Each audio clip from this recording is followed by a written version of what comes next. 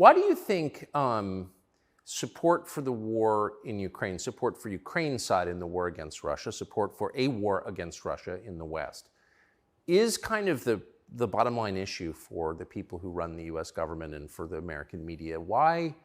I mean, I guess you could argue about it, but there isn't an argument about it in the United States. There's a position, and anyone who doesn't hold it is attacked and punished. Why? Why is that so important? Well, the first thing I think we should all do is I think we should all give Putin credit for curing COVID, right? Because when his invasion happened, COVID went away. So I hadn't thought about that. Think about it. It's almost to the day. So we have to give him some credit at least for doing that. He may be the bad guy of the world, but at least he cured COVID for everybody, nearly instantly. Fair. Thank you, President Putin. Yeah, I, up until this point, never really commented too heavily on politics. Yes. But I understand very well, I like to believe what's happening with Ukraine and Russia.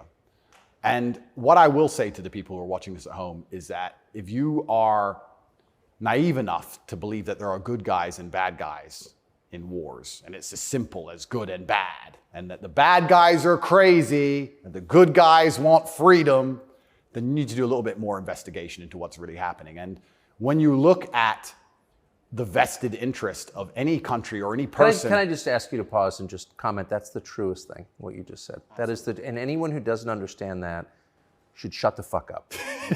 And I mean it. Having seen war, anyone who's telling you that it's Churchill versus Hitler is an idiot. Well, I'll give you an example. When my father was still alive, excuse me. Yeah, no, it's true.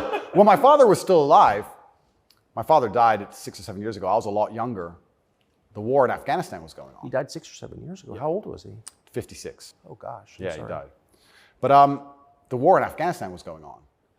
And I remember asking my dad, saying, why do the Taliban even fight and resist the American war machine? They don't stand a chance. Like, why are these terrorists even fighting against the American war machine? And my dad said, they're fighting for their way of life. They want their wife, and they want their children, and they want their society and their language, and they don't want pride flags, and they don't want American bullshit, and they don't want to be told what to do. And they're fighting to be a culture and be a people which is independent in and of itself. Like, they're not the bad guys you think they are. They're people who are like, why are you here?